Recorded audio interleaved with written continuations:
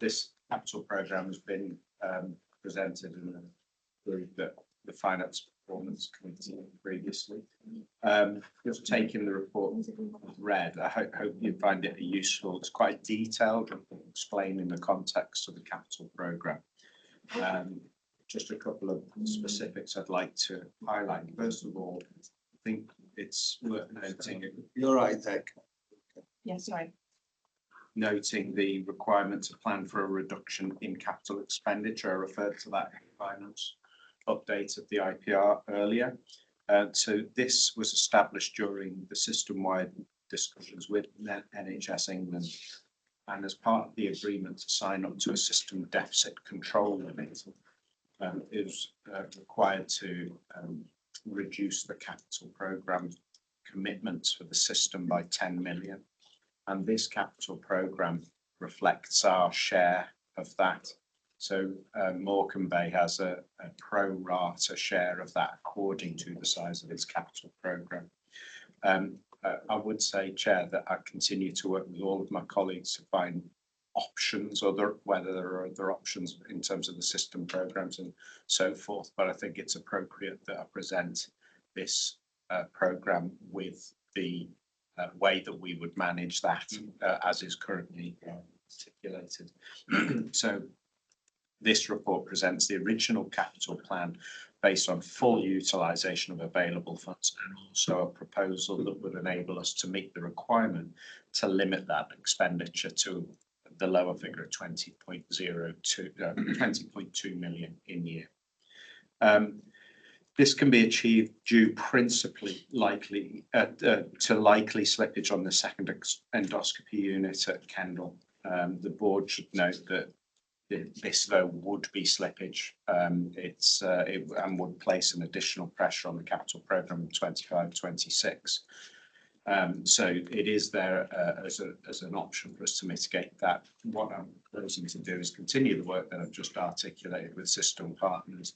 We're also enhancing some of our governance and reporting arrangements around the capital programme, and I will bring back any updates that are relevant to what the plan actually looks like through Finance Performance Committee and report through the 3A's report to the board.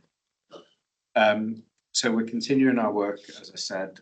So should the slippage, should different options materialise, the trust would have an option therefore to deploy some additional capital from what is currently committed because of that slippage in the endoscopy scheme. So we would do this through the specified prioritisation process that is in the capital policies. So we are going to just take the opportunity, Chair, to update that, refine that, and obviously non-execs and committees will be interested in that. Very direct line into the risk management framework and so forth. So we will look at that prioritisation process again. As it stands at the moment, I'd be highlighting medical equipment, and there's some detail around that, and backlog maintenance as the prime issues. But there's a process to go through, and we ought to give objective recommendations on that in due course. The report sets out schemes contained within the capital plan in some detail, explains the rationale and process applied in doing so. I also wanted to be clear that it also illustrates the constraints on resources compared to need. And this was a point that we touched on earlier in the meeting. The prioritisation process, the risk management arrangements and the QIA arrangements all need to work together robustly in that process, and that's what we'll be doing. There is reference made to the ongoing review that we're undertaking in this regard, alongside enhancements in our governance and oversight arrangements, and the output of all of this will be reported in the Finance Performance Committee. So, Chair, I don't intend to go through the specific details of the report because I do think it's clear, but obviously happy to take any questions. Scott's got something first. Sure. I don't know. Okay, I was just going to say I really welcome this approach. Actually, I think it's really transparent. And the weighting, I mean, certainly from a quality assurance committee perspective, I feel really comfortable with that. We know that medical equipment carries quite a lot of risk, which relates to safety and quality.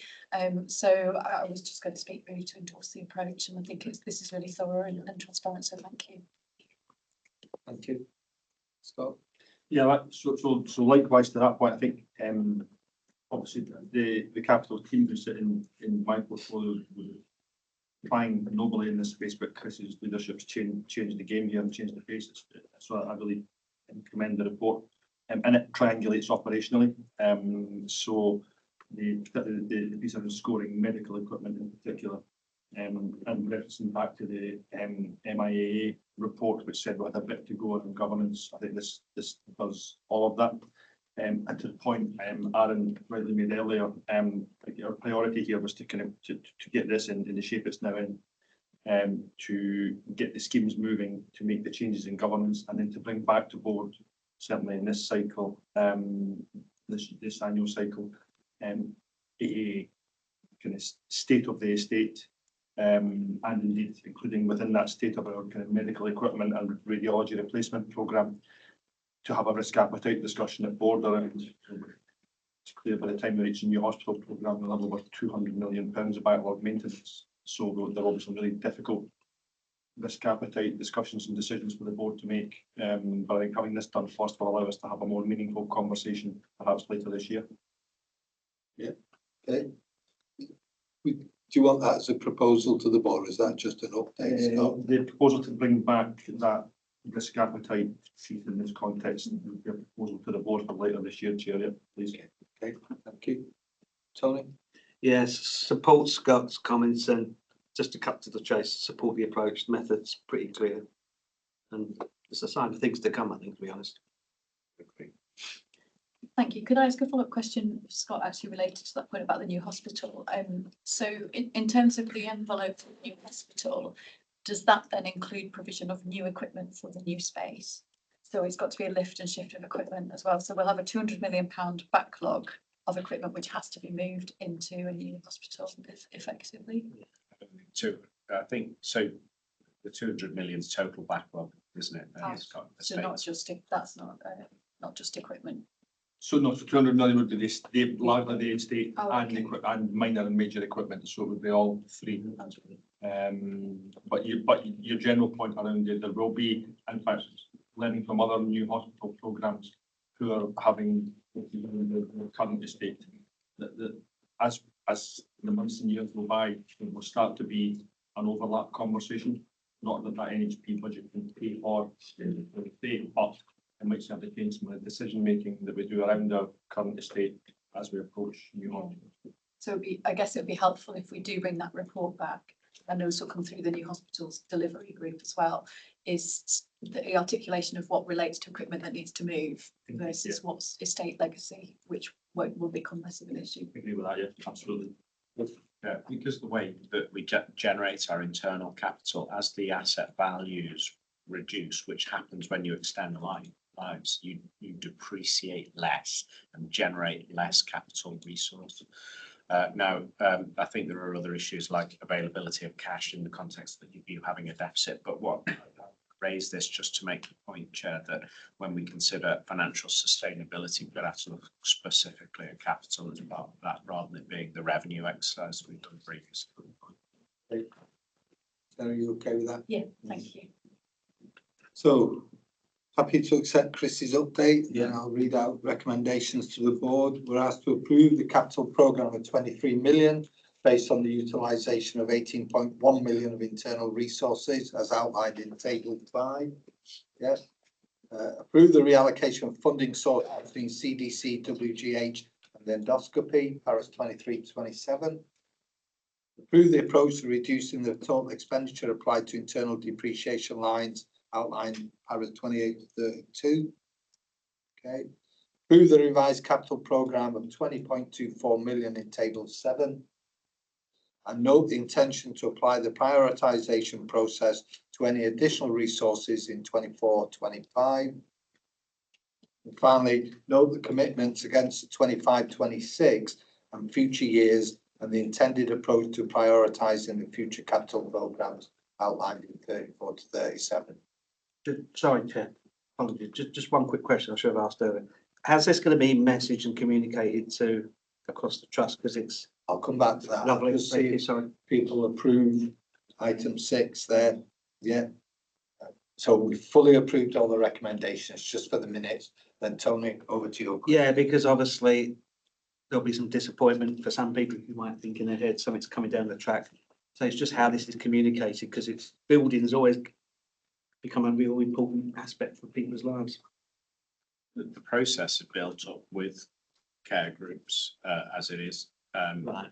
Tony, and the medical devices thing in particular is worked up by our medical engineering team along with the care groups. However, as part of the refresh of the arrangements we're looking at, we'll look about how that just make sure that the engagement and the input and the communication of the output, the operation of the process is considered.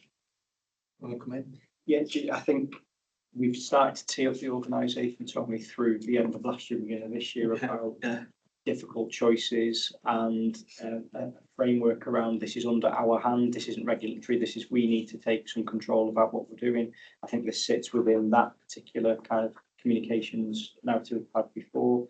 We'd said with Lou, probably around the end of the summer, so the next part of the year and planning for next year, we'll come out again with some of the change we're having to make and what we'll do. So we'll make sure with some of these changes, we'll feed the general comms like team brief or colleague brief, etc. as well. Excellent, thank you. Okay. Colleagues, happy to move on to item 32. It's related in a way. Okay, cash update and revenue support. Chief Chair, Finance Officer, please. This paper completes the initial governance requirements of the process through which we secure the access to cash support requirements, which follow from having a financial plan deficit for the current financial year. So the Trust was required to submit its initial application by the 12th of June, along with confirmation of the board mandate. Now, we did this through correspondence just due to timings of board meetings and so forth. But the process established does specify that a full paper will be brought to the board in July, and I have seen correspondence from NHS England this week asking for this report and the minute from the board chair. So this is to support that application process. There may be a scenario during Q2 where the Trust's income and cash position is updated to reflect agreements made in the establishment of the system financial control limit. So this may supersede the need for immediate cash support or amend the anticipated maximum drawdown level set in it. In such a scenario, an updated report will be taken through Finance Performance Committee and then reported to the board through the committee chair's report. In the meantime, though, this is necessary in order to progress our cash report application process on the assumption that it's required. We have to assume it's required. And the presumption that this is contained within the level specified to support the deficit. So that's the maximum possible drawdown. So for the purposes of this paper, we use this as the maximum available drawdown limit, whilst monthly cash support arrangements will be determined according to the Trust's actual financial position and cash requirements at that time. All of that gets validated through the drawdown process that we run with the national team, so we can't excessively draw down cash. All monthly applications also must be signed by the chair and chief executive.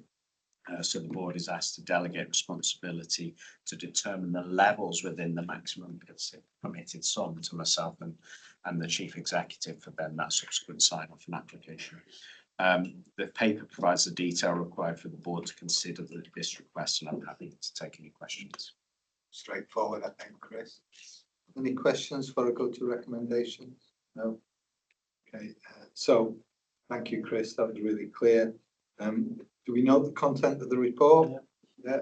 Second is, this one, I'll probably just add to this. It says delegate the authority to the Chief Finance Officer and the Chief Executive with the agreement of the Trust Chair and chairs of the Audit Committee and Chair of the Finance and Performance Committee to approve the final detail of relevant cash applications on a month-by-month basis as required. Just like to add a sentence on that. If required, then that group meets. Yes. That makes sense, Company Secretary. Noted that, Mike, thank you. Okay, so if we do need to meet, rather than go through me and then go to the, just get us all together.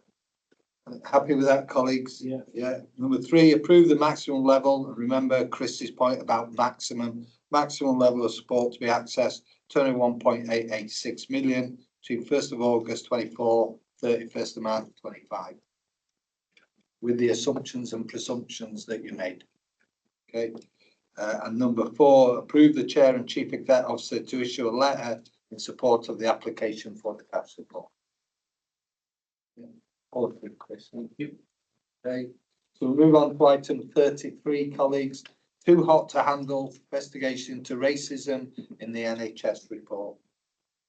Thank you. Yeah, thank you, Chair. So as Karen mentioned earlier, this has been through People Committee, but I think it is important that it does come to board given the serious nature of the findings of the report and the requirements for us to really hold a mirror up around some of our practices in the organisation.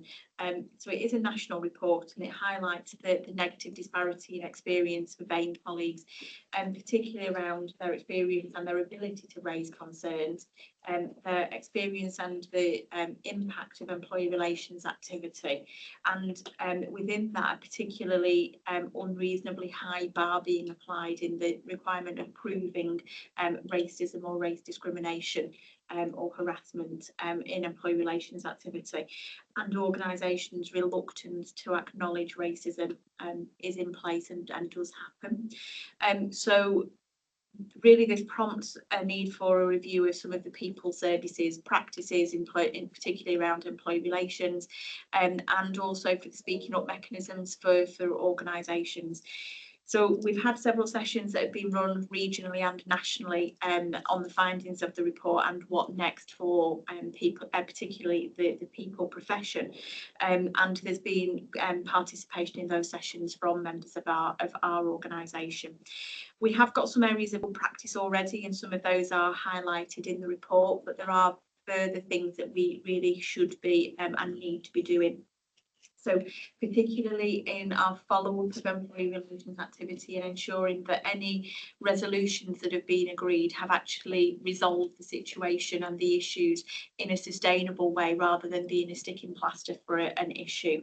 And also the links with the North West BAME Assembly anti-racism framework are really important here, and so we'll be bringing work back into the organisation around our hopefully being accredited at bronze level around early time next year, for us to bring that back into the organisation. But I've also agreed with chief people officers across Lancashire and South Cumbria that we would put some mandated requirements in place for all investigators of employee relations activity and anybody who would potentially be hearing a case that had a race element to it, whether that be disciplinary or a dignity at work matter, that we will actually put some mandated learning sessions on, run by the trust solicitors, and will allow for those to be run across Lancashire and South Cumbria to allow participation and flexibility in terms of timing. But I think the issue of is there an unreasonably high bar being put into place is really of relevance to investigators and to people who are hearing those cases, not only for the people in the people profession who are advising. So I think really important step that we take forward there and apply something consistently across Lancashire and South Cumbria around the expertise of our investigators and case hearers. And Karen said we're bringing up the report back into People Committee. And the People Committee has received the Too Hot to Handle report anyway. Yes. Yeah.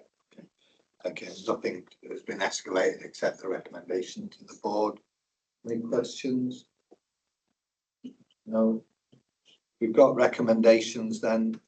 Board of Directors are asked to receive assurance that the Trust has fully considered the report. Take that with the People Committee. Yeah.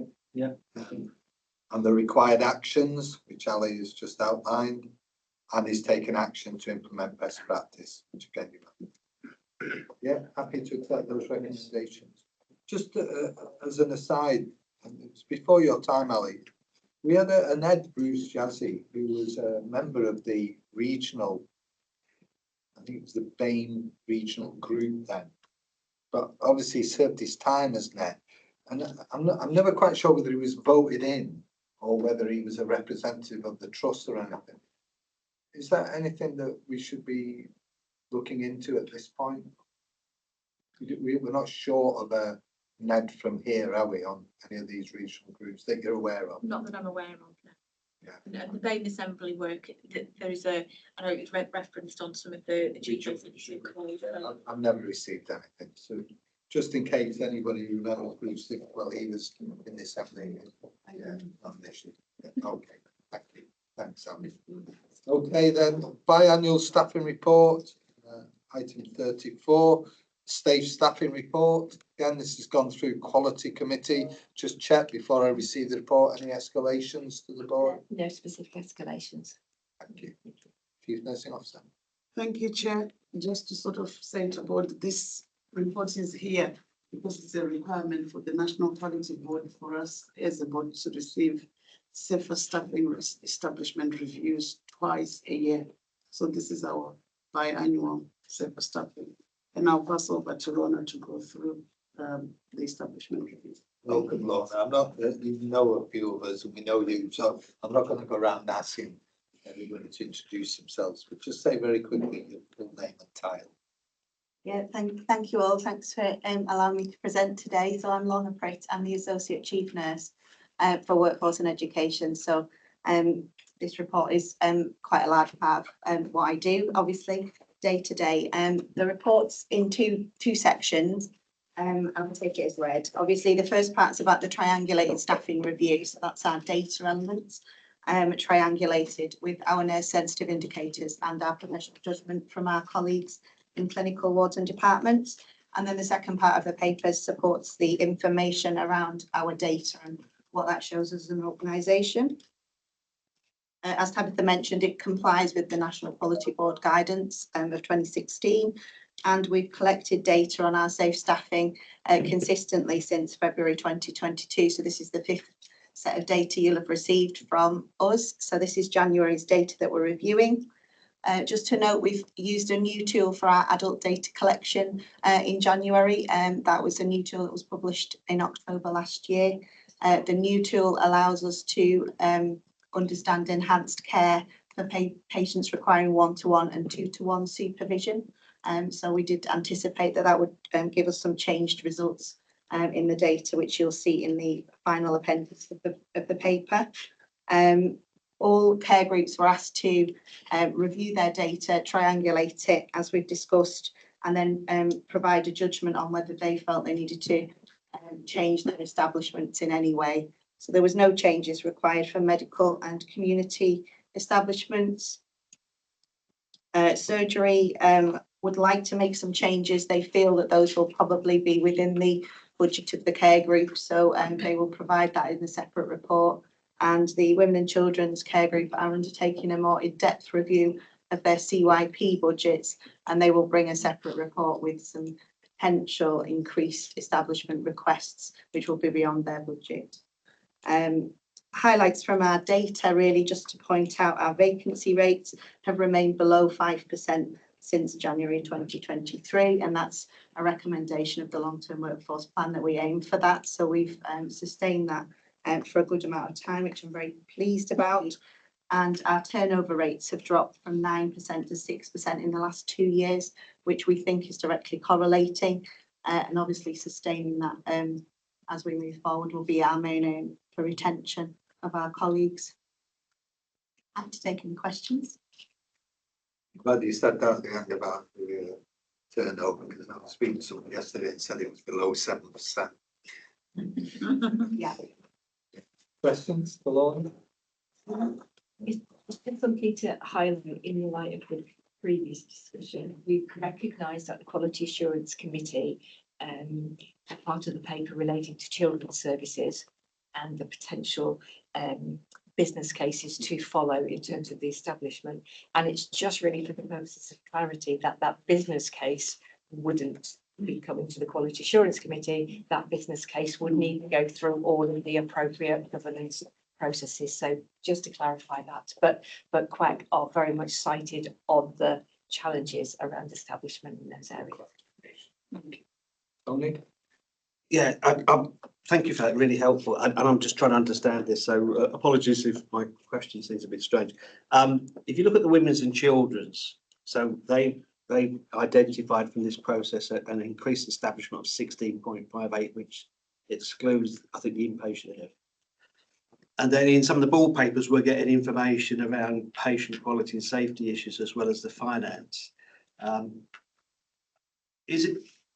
asking a question you may not know the answer to, Chris might know it.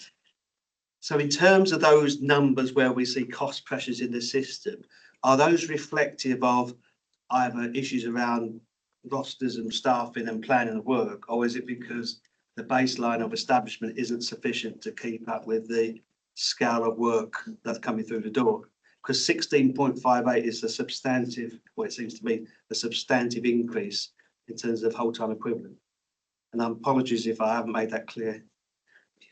I think obviously children and young people have never had any establishment increases, we should note, in that Right. in those 5 cycles of data that we've seen. So historically they haven't. But what I would say is that women and children's delivery is quite unique in the sense that there is large fluctuation in demand in terms of what they require from an establishment. So it's not necessarily that there's always a stark gap between the actual need and what the establishment sets. I think it's just that they have a very large seasonal fluctuation and they've got very fragile services in the sense of smaller units running in disparate, locations. So I think the challenge is magnified because of that, really. And I think the work that they're looking to do is to try and understand flow of work and sustainability of all the services that they run currently at the moment. Okay, thank you. That helps. Scott? Thanks, Lorna. I think, Tony, if your point is around triangulation, it's a point well made. So in the access and performance and activity space, we run our 2 inpatient children's wards significantly under occupancy. There's a clinical configuration conversation to certainly have around the future model of inpatient paediatrics, and it will feature large in their clinical config conversations. And so obviously through does the staffing correlate with safety and quality, most importantly, but we'll also be having a triangulation conversation in the context of clinical model and activity over the course of a year, and it may well see some change. Just one other really helpful answer, so you've helped me understand a lot better. So just in terms of those challenges, and again, this is my ignorance speaking, so apologies. Is it not possible to have a floating support in that sense? Because if it's seasonal, I mean, that looks like a huge establishment, but then is it not possible to have something which is almost like a kind of, if they've got the right skill sets, they can kind of troubleshoot across the piece? I'm going to suggest that, if you don't mind, that's a discussion that the People Committee probably need to have outside of the board. It's a good point. One for the People Committee to consider. That'll give you time as well to reflect on that question. So, sorry, Chair, I just wanted to sort of say within women and children, we've got pediatric guidelines that are very specific to staffing. So moving and rotating staff is a bit challenging because it has to be specific to the pediatric guidelines. Thank you. Just quickly, just an observation really, with the table on pages that shows the matrons, the ACPs and the trainees and the specialist nurses, etc.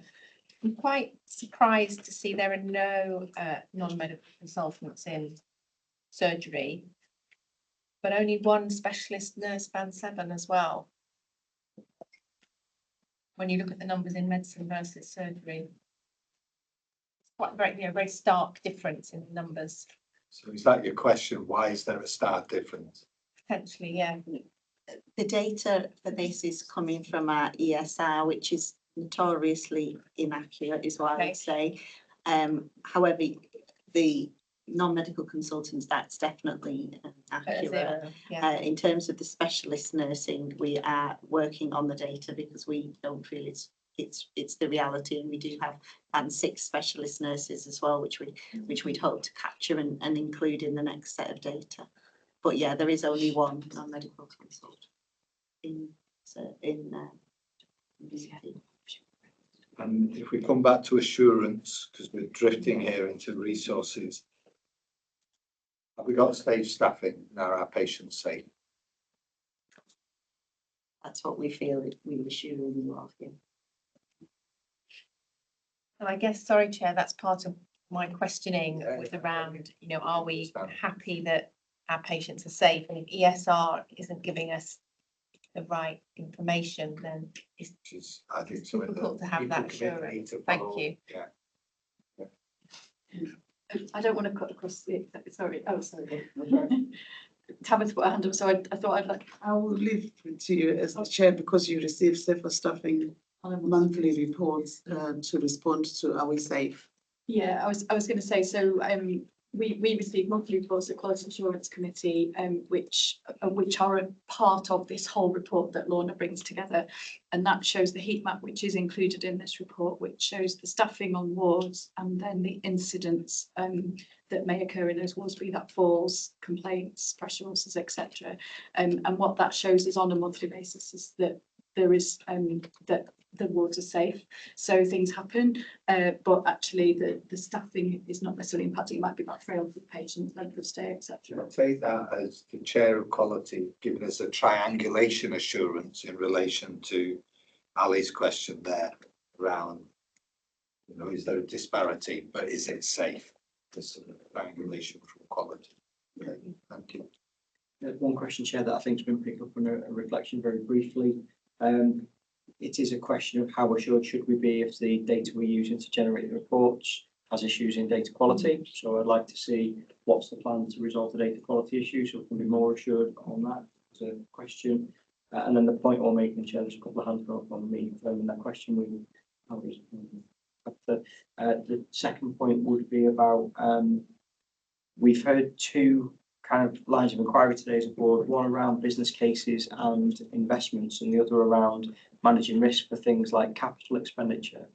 I'm conscious that both of those lines of inquiry could create quite conflicting narratives, because we've got a new hospital programme, which means we're going to be, do we invest now, do we not? And we've got a clinical configuration programme which says, well, do we change the structure of staff and invest in infrastructure, or do we wait for the reconfiguration? So just highlighting that as a potential risk, which might be confusing for our teams and as to what direction they're getting for permissions to take things forward.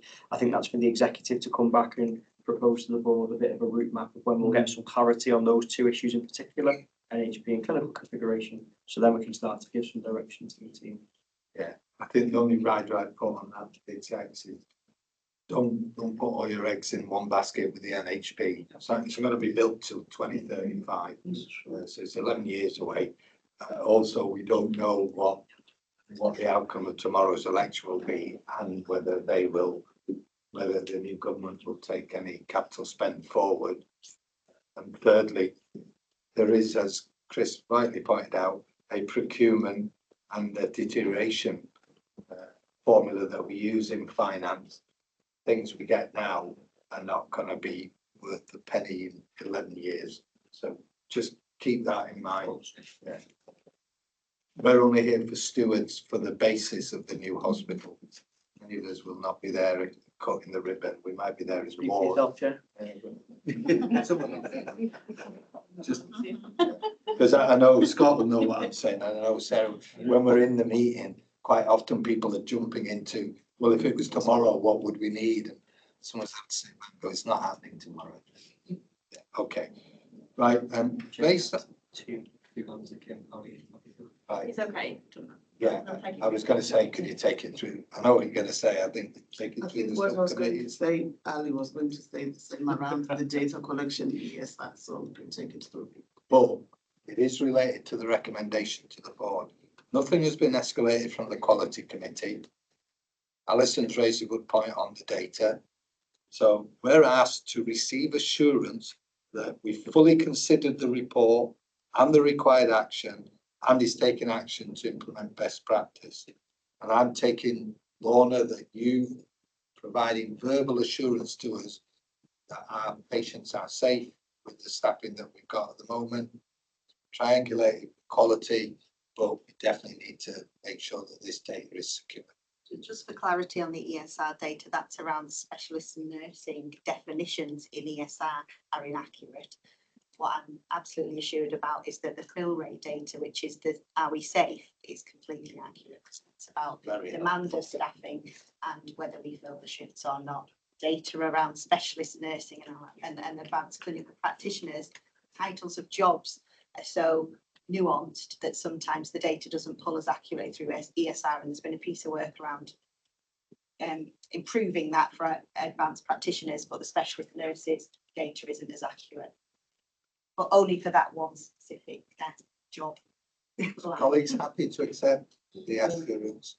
I have to say, just as feedback to the end, that was really good. Really good. You know, that ability to triangulate across subcommittees, dig into the data.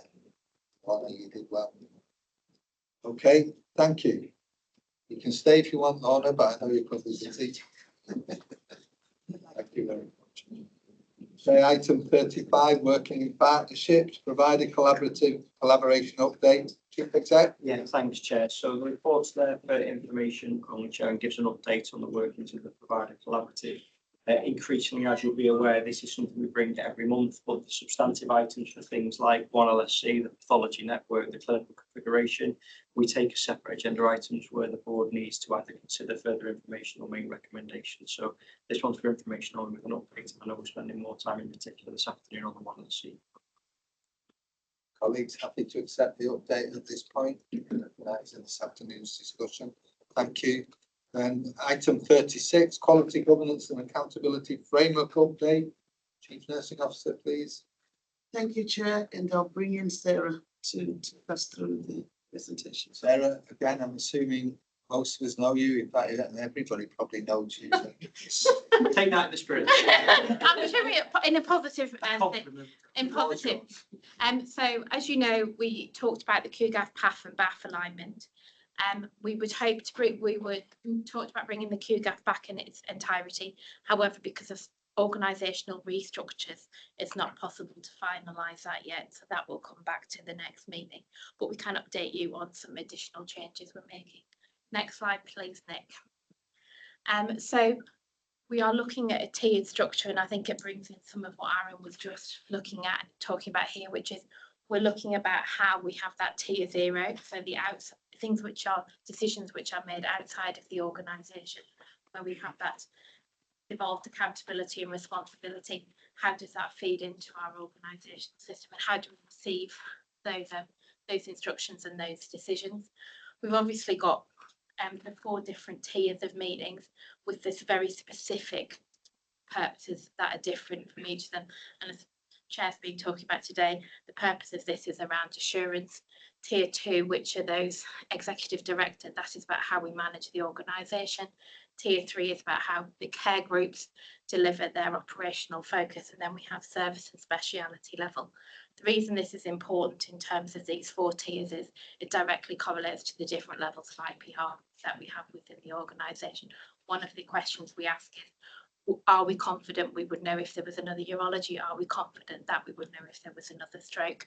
So these different tiers correlate with different levels of IPR. And this afternoon, I'm going to talk a little bit about some of the exception reporting we're looking at in the IPR and how it would allow us to have more confidence we'd identify an issue in a service or speciality level.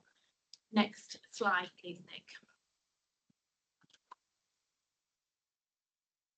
You can't get the staff, I'm afraid. Thank you. And one of the things that I wouldn't say that while they was in charge of this. One of the things that has come out of conversations with the execs, with the NEDs, and with the chair and the chief exec is clarity around why information's moving between the 2 different groups. And moving forward, we are going to be flagging and identifying that information is moving for awareness. So there was recently an issue where we had escalation via 2 routes around a particular clinical service. Now that was actually a highlighting of an issue rather than but because it wasn't clearly narrated, there led to a lot of spuddling in the background and sort of people saying, I'm not sure what's happening. So I thought it was helpful here to go over, this is the 3 ways in which we can flag information and what the expected response is. So awareness is, we might be telling you something because we're doing really well. So this is where we would celebrate our successes. Or we're saying to you, we're starting to get some information that something might be going off in a particular area.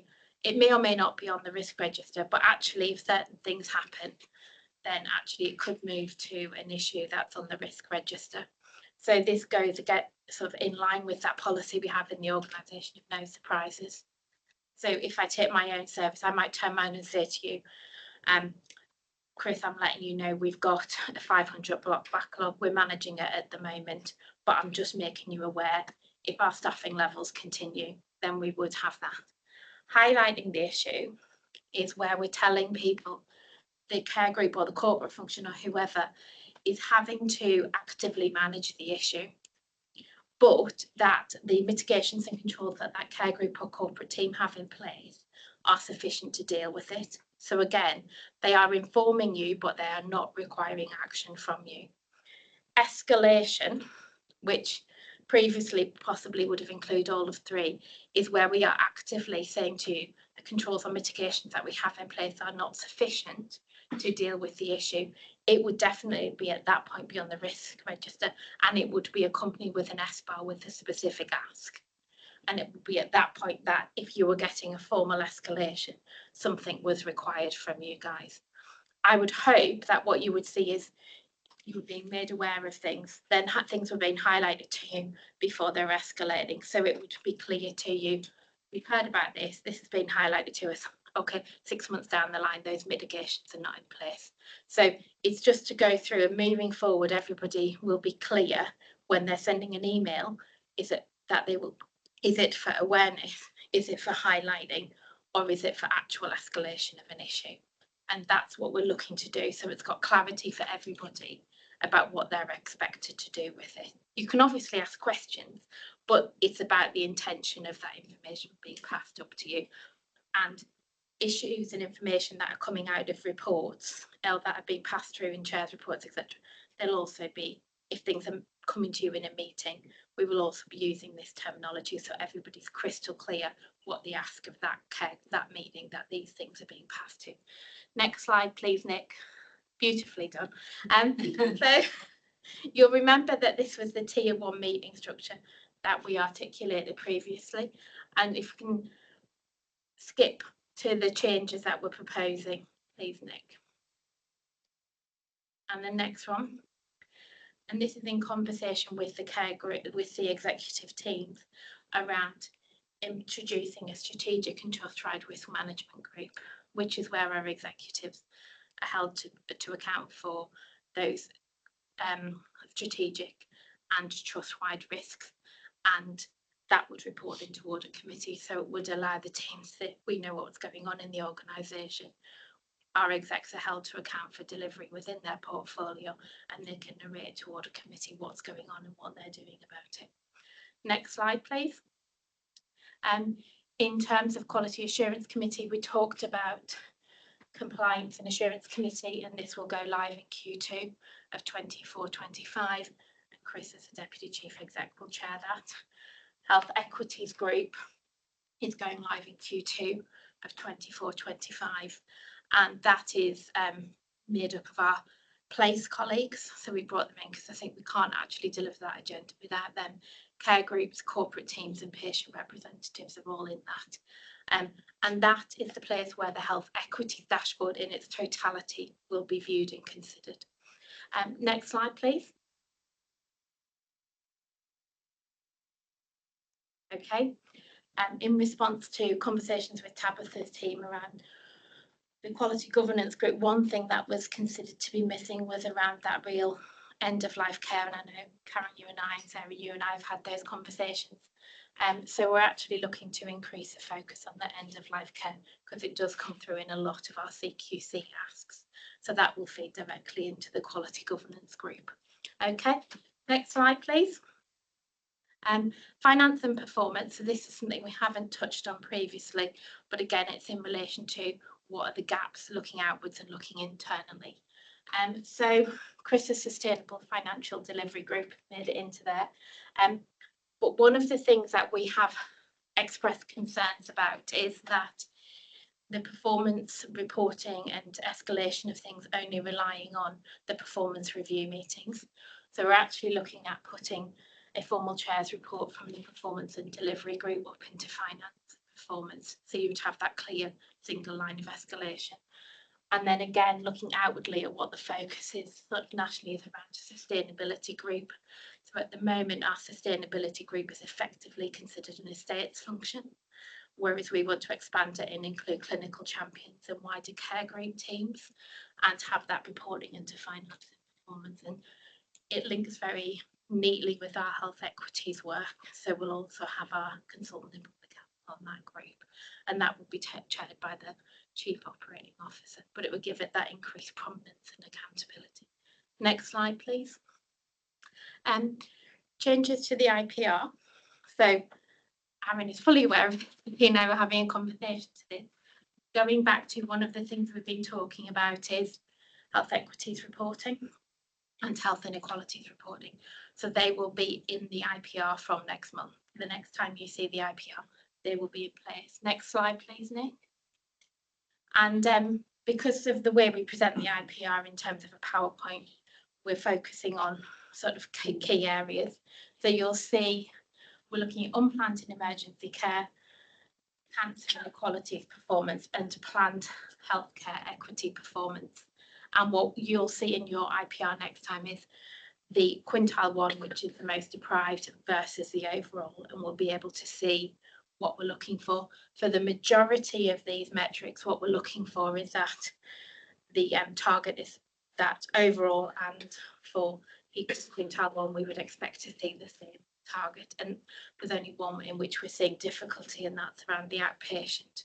And that's because at the moment, our DNA rate for outpatients is so different between them that we've set a differential target for that.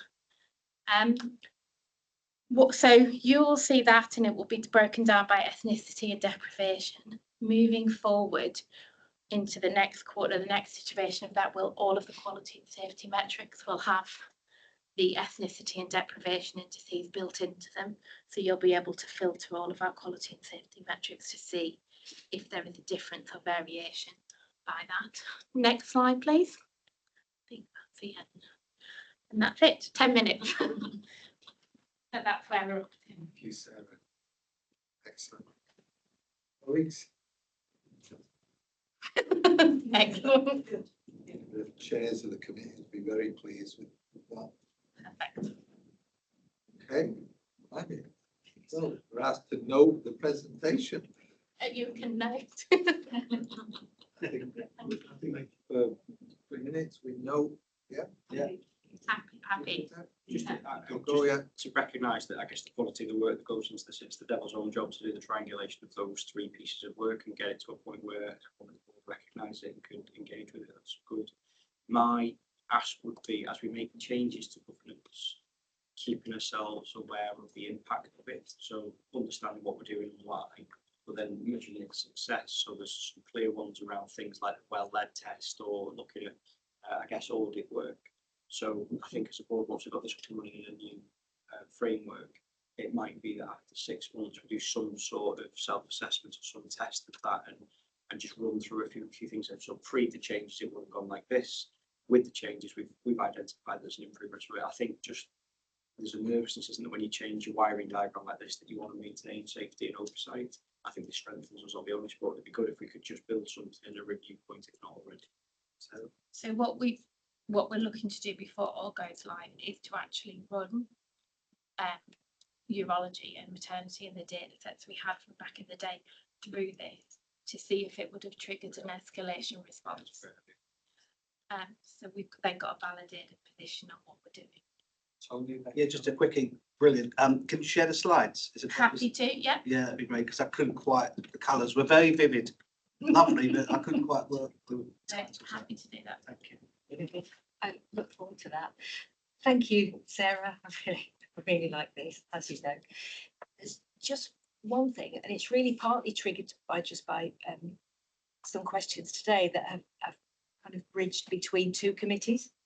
And it's just whether this actually helps us with that so that we get cited early on where a matter or an issue or a highlight or an awareness, which direction it goes, which committee. And if we do need two committees to be involved because there might be two sides of the same coin, how do we just make sure we track that through? So Paul, the chair, and I were involved in an email conversation about formal triangulation. Okay. The formal triangulation process between the chairs of the committee and how that could work moving forward. Thinking when we meet as a NED group every month, we Yeah. have the chairs of the committees all Yeah. day. So we might ask Sarah and Paul out whether they triangulate. I think it'd be really sensible to do that and add value to that without creating. Because you can group sitting in the Yes. you, Yes. the audit committee, but a more informal group. Yeah. But Okay. having that documented, those regulations. That would be really helpful. Nature of moving to discussion on squares and colours. And to accept the report and the Yes. presentation, Sarah. Thank you, Sarah. Thank everybody that's been involved. And we'll minute, if that's all right, a formal thanks to Sarah, colleagues, chief nurse, everybody that's been involved. Okay, related to that, item 37, Board of Assurance Framework, report to present Board of Assurance Framework for this coming year. Secretary, please. Thanks, Chair. So this is a follow on from the workshop sessions that were held earlier in the year, kind of around risk and risk appetite, framing what assurance framework would look like for this year. A couple of things just to highlight to the attention of the board. We've had a piece of internal audit work from MIA. We've reviewed our assurance work in place to be able to confirm that the internal auditors have agreed that our BAF meets the kind of minimum standards that are set out. As ever, they've made a couple of observations and recommendations which we've implemented in terms of kind of the overall structure of the board assurance framework. It's taking some further work through to the audit committee in its next meeting. In terms of kind of just highlighting some of the main changes, you'll see that within the substantive board assurance framework, there's a much stronger narrative in terms of how we're dealing with mitigations, additional assurances, progress updates. And that's just to strengthen it, make it more visible, a bit more grip and tenacity in terms of actions that have been agreed through the assurance committees and how we track those. I'm not going to go into great detail at this point. This is the first board assurance framework. We'll be bringing this through more regularly through our assurance committee, through to board on a bi-monthly basis this year. But I would just draw your attention to the kind of the covering reports where we've drawn out one or two sort of significant issues, and you'll see that the board assurance framework particularly speaks to the financial challenges, and the mitigating actions that we've discussed are captured in the board assurance framework. Should also follow through in accordance with the timelines and the actions which have been agreed by board. I'll finish my comments there. I might be happy to take any questions or comments that members of the board have. Straightforward enough, Sarah. Thank you. I've got a few minor comments which I'll email to you, Paul, if that's okay. The one I just wanted to highlight, which is something we've discussed at Quality Assurance Committee, and I think might sit well within this new governance structure that was shared earlier in that risk management group that the execs hold, is if you look at the risk register, the risks on the risk register related to risk 1 on the BAF, so the quality and safety risks, most of those would still be out of tolerance. What we said is our risk appetite for quality and safety, even when we achieve the target score. So we've talked about this at Quality Assurance Committee, and our ask of risk management group was to have a better understanding of the actions that are being taken and the mitigations. But it's something that collectively I think we need to be aware of, because it's that thing, if we carry on doing what we've always done, we're going to make a change. So I think it's really important to note that at this stage. Yeah, but if I just can confirm that has been picked up through the risk management in terms of how we deal with that, and that tends to be a bit of a focus. So when the risk management group are undertaking their deep dives, those can get brought to the fore around, you know, what else can be done? And more probably importantly, what do we do when we get to a position where we perhaps do as much as we can and pull as many levers as we can? How does that then feature in our reporting, and how do we prioritise issues that actually, notwithstanding the fact we're still carrying a certain amount of risk of the chemical? How do we provide assurance that we've got ongoing actions to minimise any deterioration? So it is a programme that's been followed. Thank you. And presume, would we see that reflected in, for example, that new QGAF structure where that risk group reports into audit committee? Because that feels like the appropriate place for that to be. Yes, agree. Thank you. You've led us nicely actually to the third recommendation, but anyway. Based on that, can I move us to the recommendations, colleagues? Yeah, we're asked to consider the BAF, which we have done, I think, approve the updates to the BAF, which we've outlined, Paul, and then note the progress on mitigation actions to close the gaps in assurance and controls, which Sarah's highlighted. Happy to accept those three recommendations. Yeah. Okay, Chief Medical Officer update, item 38, Jane. Thanks. So there's a covering paper, four small papers which are included in the pack. I'll take those as read and I'll just highlight a few things really and happy to take questions. So with regards to research and development, they've made really good progress over the last couple of years since COVID because it was a very difficult time. I have to say that Andy Lancaster and Tim Gatherell as the lead have made massive differences to that, and they're getting to a much better place. They've struggled for a little while with space, but they've got somewhere identified now and in the process of doing a business case for refurbishment of that. The one thing that isn't in it, because it's happened more recently, is that people may be aware that like clinical networks, we have research networks and we're the Northwest Coastal Network. It was all a bit fragmented, and the Greater Manchester Network and the Coastal Network have now been merged. We met the lead clinician for research development for that overarching network. It was really positive meeting. They were very forward thinking around actually how you can facilitate research in sort of non-clinical spaces and much more open than previously. So that was a really positive meeting for the team. They came away with lots of sort of tips and good support from that. So that's it for research really. The medical and dental education report has been through people committee. I think there are real concerns about the number of not only medical students but learners overall. We'll work through that. But excited that we've got some things going on that will increase those numbers. So we want to make the best we can of our resources. With regards to the GMC, we annually receive their report, and if a student says in a comment, I don't like the choice of sandwiches at Lancaster, that gets reported back to us. We have to then have some response to it. And we've had very few comments, 2 or 3, and they have been responded to the GMC. We're at a low level on their radar, and they will have just normal with us and no planned visits because of concerns. Chris and I were both involved with the Lancaster Medical School visit in earlier this year. Generally very positive, as always, some things to learn, some things to improve on, but generally very positive. I won't go into the sad case of the student physician associate's death. Has been managed elsewhere. We've been involved and engaged in that, and we will continue to work and follow any improvements that we need to make. Guardian of Safe Working report is just a report that I present. Guardian of Safe Working is a staff member but is independent of the trust, so this is theirs. We aren't out of line with other trusts with regard to exception reporting. It's good if we aren't out of line. It's good that we don't have very few exception reports that people are not reporting. Good that we don't have loads of exception reports, because that means we're not doing very well with our standards for trainees. But the majority of them, as you can see in the wider report, are around extended working hours. The fines are, I can't remember the total that they're at, that it's not a huge amount that get fined, but that gets used by the medical teams committees to improve the lives of the trainees. So it's things like refurbishing their mess or additional support supplies and things. But other than that, there's nothing untoward or worrying in the Guide to Safe Working report. And then the mortality report has been discussed, as we know, at Quality Committee. I think we mentioned the fractured neck of femur that has unfortunately started to alert again.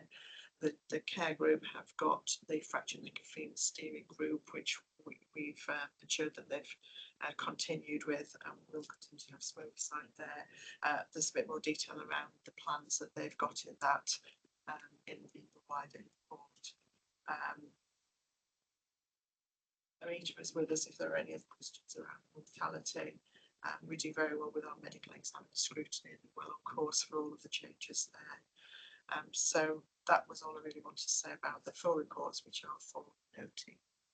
That's happy to say questions. Questions? Sarah? It's not a question, it's just a clarification, and I know just back from leave you wouldn't perhaps be aware, Jane, is that in the event the Guardian of Safe Working report wasn't able to go to people committee. Oh, okay, sorry. Because the person scheduled to present it wasn't able to be there, but we will pick that up through an appropriate short through to the notes. The quarterly reports have been coming, so it's not that you're not on No, site. it's no, so, yeah. No, there's not a big gap, but just for completeness, we'll. Thank you. Sarah? Thank you. It may be a question for Rita, and apologies because if I've been a quality committee, I would have asked this question definitely, but spotted it. On page 138 of the mortality report, it's just got a little table which shows the number of hospital deaths and the number of deaths that are referred to the coroner, which we've got both as a number and a percentage. And I just wondered if we've got any benchmarking data about whether we're an outlier or whether it's possible to benchmark the percentage of deaths that are referred to the coroner. I'm sure we can't do numbers because it will vary across trusts, but I don't know whether percentages might be something. I'll go through Jane, but Amita, welcome to the meeting, so it might come to you. It will come to Amita, and I suspect the answer is I certainly don't know. I'm not sure that any of that data is available. We do very well with our sort of ME report, which is some of the coroner's referrals, but I don't know if that data is easily obtainable, but Amita might have a Amita, any additional? The data will be available via the coroner's office. I have asked for that data, Chair, and it's not been made available as of yet. The ME team assure me that our percentage of referrals of unexpected deaths is in line with national, but I will get that to the team at my next report or via email. Thank you. Thank you. Thanks, Ray, just to provide a little bit more assurance, but Gary, please. Can I just ask about the Guardian fans? You can. They've gone up from 10 to 18, but a similar question really in terms of benchmarking, is that comparable really with other trusts? I think it depends a little bit on your Guardian. Yeah. I don't have access, and that would be something that I'll need to ask Alan, our Guardian, around this. I don't know if that gets circulated at all, but I'll take it away and find out for you.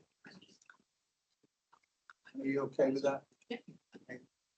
Colleagues, based on that, then we're asked to note the content of all the reports. We have to note those. Yeah. Thank you. Mita, can you hear us? Thank you very much. Thanks, Jane. Thank you. Item 39, review of the trust constitution related to an earlier item raised by the head governor. Over to you, COSEC. Thank you, Mike. Ultimate approval of changes to our constitution is a matter reserved forward.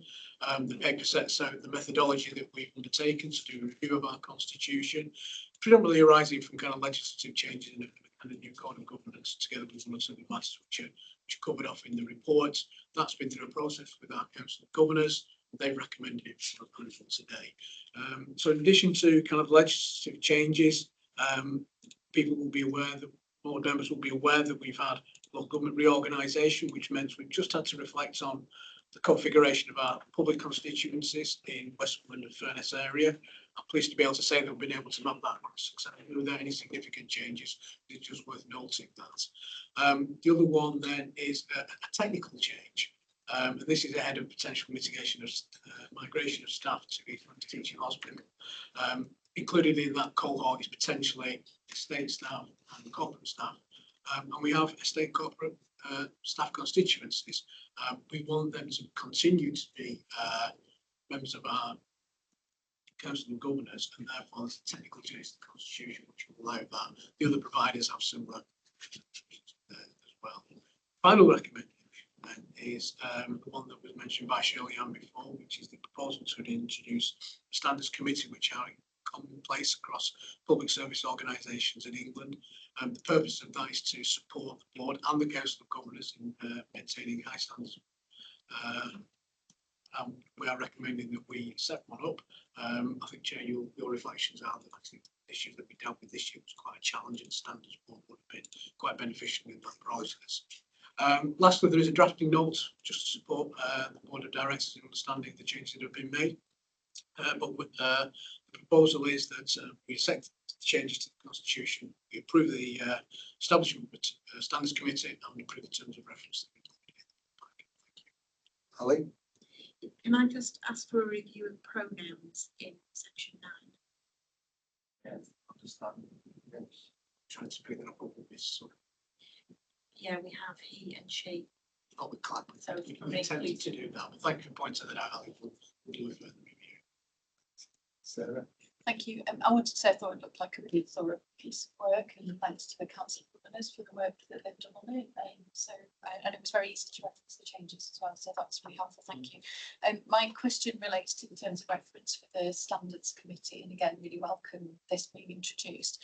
The membership is 4 non-governors and 4 governors, and the quorum should be 4 members, one of which must be the chair or SID.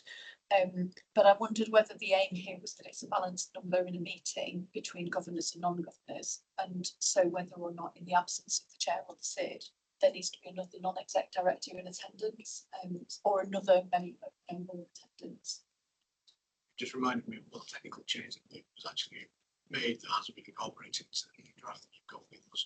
The intention is that mentioned before about potential conflicts of interest the chair might have in dealing with these issues. The recommendation is actually have the chair sitting on it, seeking an independent person, again, in commonplace. In terms of kind of the operation, I'm happy to have a review with that mind to make sure that we've got the appropriate representation. Common practice is that where somebody might be conflicted, you would keep that balance. Okay. Some way provision for that. It just feels quite important that balance is maintained. We'll make provision where people are probably conflicted and not available. Based on those comments, we're happy to accept then the review of the Trust Constitution and the establishment of a Standards Committee. Those terms of reference subject to. When this exercise is finished, Paul, can all members of the board have a copy of the Trust Constitution and relevant any committees, etc., such as standards, just so that you have it easy to hand for information or it's referred to. I know Shirley-Ann will support us. We, Paul, myself, we're constantly going back to the Constitution, constantly answering questions. So it's always good to have. It sounds really boring, but it isn't. It's worth having it down as an easy reference. But we do have an internet side of all of these documents on there. We don't get many visitors, I'll be honest, but we do have it on there. Certainly, we'll make sure that people. Okay, colleagues, thanks to everybody, including our Council of Governors, for the work on this and getting it to the approval stage. Item 40 then, committee terms of references and schedule of businesses for this year. Yeah, there are just two committees that we need to complete to finish off that piece of work that we always undertake in Q1. You'll see that in the report, you've got the terms of reference and schedules of business to propose to the Enumeration Committee and the Charity and Trustees Committee, seeking board approval for that. Just by way of some additional information, there is a piece of work that I'm progressing with Louise Jones and Suzanne Lofthouse in terms of how the structures that operate below the Charity Trustees Committees operates. There was asking the committee. So just when we've got the opportunity today, Mike, I'd like to just give reassurance that work is. Okay, thank you. Points. Happy to accept the recommendation to approve the Assurance Committee terms of reference and matters delegated to committees and schedules of business. Yeah. Okay, then item 41, we've allocated 1 minute for this. Chief Exec Policy and Publications Report. Go. Very, very good. Okay, thank you. We note the content of that report. Okay, 42, mortuary security assurance. Again, with recommendations, we have several, so. Yeah, so one of the recommendations that we've had is the use of the consent agenda. We haven't perhaps been successful as we wish today because of the time of the year that we're in with the board. But this is just an effort to kind of compress down the number of items coming through support. And you'll see there's a number of items there which you're asked just to sort of agree on consent permission that you're happy to receive. Perhaps just one item that I'll take the opportunity, Mike, given that time allows. In the audit committee, 3A reference the approval of the annual report accounts by the audit committee. I'm pleased to say that we were able to upload that on Friday, so we met our statutory obligations. We're in the process now of discussion with the parliamentary clerk. So notwithstanding the uncertainty around the election, there is a window of opportunity for us to get our annual report and accounts in and approved and laid before Parliament, which will enable us to hold our annual members meeting, which is in September. Chris mentioned, just asked me to mention as part of that, in the value for money report from the auditors, there was a weakness signal regarding financial sustainability, and in the programme that Chris is leading to, we'll pick that up so that the board members can be aware of it and include that as the wider discussions. Okay, thank you. I'm going to take each of these recommendations in turn. Any questions or points to the code sec at this point? No. Okay, so the mortuary security assurance first recommendation, we're asked to know number 1 and 2. Yeah, in front of you. Yeah. And then number 2, Freedom Speak Up Annual Report 23-24. We're asked to note the content. Chair, just a quick question about best practice. So I think previously we've had the Guardians come to present the report and an opportunity to ask questions, triangulate, and I'm not sure why we're doing it different this year, but is there a particular reason why we're doing it different this year? So I've been advised that the Guardians have attended both people committee and committee. We've had the opportunity to speak and present on those. So the Guardians themselves did the same people committee, didn't they? Cara presented. Cara presented at Quack. Cara, I get Quack, confused not between Quack and people. Haven't been presented. I presented the people, but I've been invited Cara to present. I didn't comment. So point though, I think if I'm very right, that the chief exec's making it. Normally, Chair, we come to the board and present the annual Freedom to Speak Up. I'm taking that as a proposal. Can we revert to that practice as we go forward? Yeah. It might be worth, Chair, if we could at the next board just invite an opportunity for the Guardians to come in.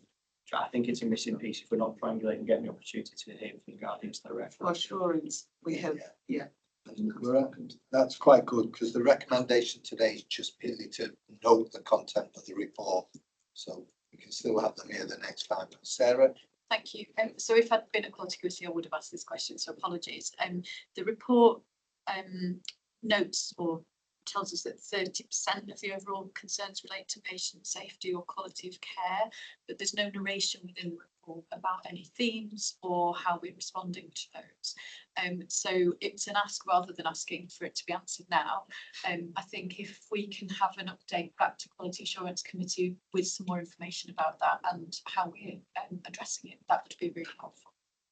Okay, and probably something to think about as well when colleagues come and present to the board that they have some narratives. But happy to accept the note, the content of the report at this stage. Okay. Number 3, infection prevention and control annual report. That's gone through the committees. Yeah. So you're recommending that we note the content of the report. Went to June committee. Yeah. Yeah. Board Effectiveness Review and Assurance Committee Annual Reports 23-24 from Audit, F&P, People and Quality. We're asked that an annual effective review of the board has been undertaken by the Chair and Company Secretary we have. Please see attached report. So we're asked to note it. Is that right, Company Secretary? Yeah. And I can say we have undertaken the effectiveness review. Okay, anything you want to say, Company Secretary, on the outcome of the effectiveness review? No, just really that signal of intent, Mike, that as we review our kind of approach to kind of well led, you'll know we sort of simplify with Sarah mentioned before that we want to do that 6 monthly review for so we feed that just people from the control now, which the latest period of the recent.